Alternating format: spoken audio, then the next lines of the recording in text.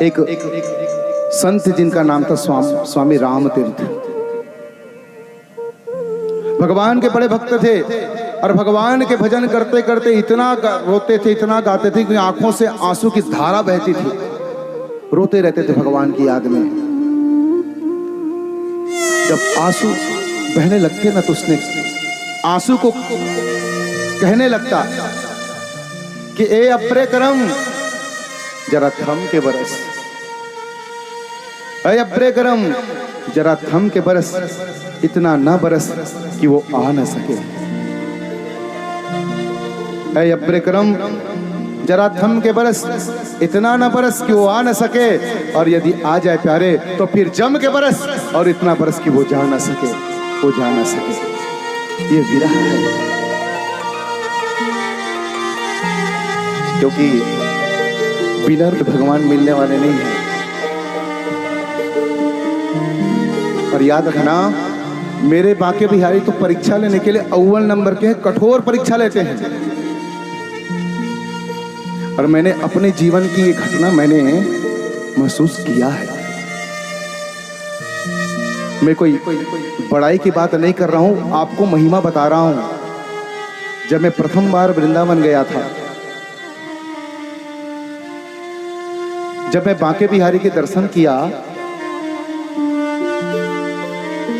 उसमें मुझे मालूम नहीं था कि बरसाना किधर जाना है।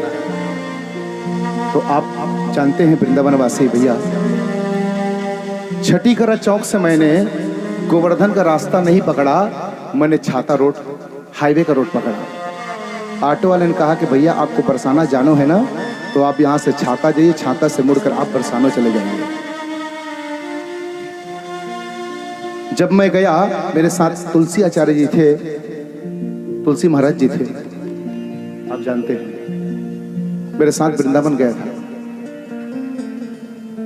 वो लंबा रास्ता तय करने में समय बीत गया, 1:30 बज गए। उस बरसाने के उस पर्वत पे जहां निज मंदिर है किशोरी जी का, हम वहां पहुंचे और जैसे 1:30 बजा भैया, पट बंद हो गया।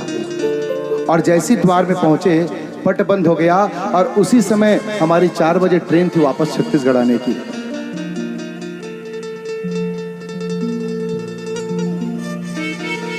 मैं वहां विचार करने लगा, निवेदन किया, तो उन्होंने कहा कि लाला अब तो को दर्शन करना है ना, तो 4 बजे तक रुक जा, 4 बजे बाद मंदिर खुलेगा तब तो दर्शन कर पाएगा, अब तो दर्शन नहीं होगा।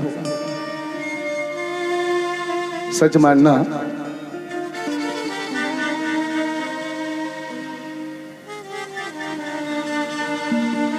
मैंने प्रार्थना किया कि हे राधा रानी,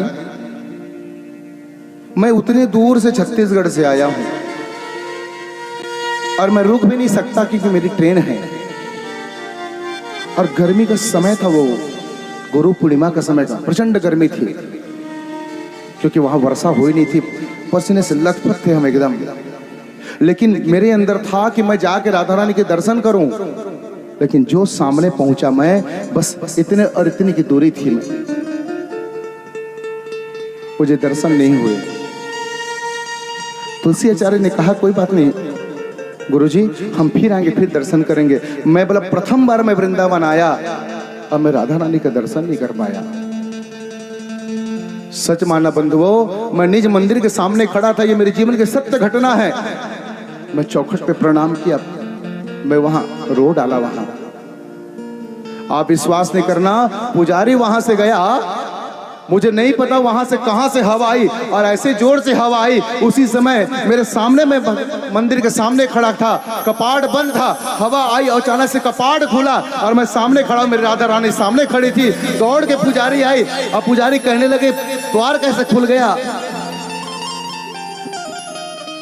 उस पुजारी को फटकार लगाया कि तूने द्वार कैसे बंद नहीं किया था।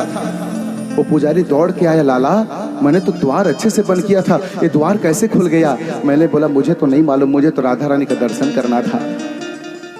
कि मेरे जीवन की सत्य घटना आपको बता रहा हूं। तो भैया, जो भगवान के लिए 2 आंसू गिराता है ना, भगवान उससे कभी दूर नहीं रहते।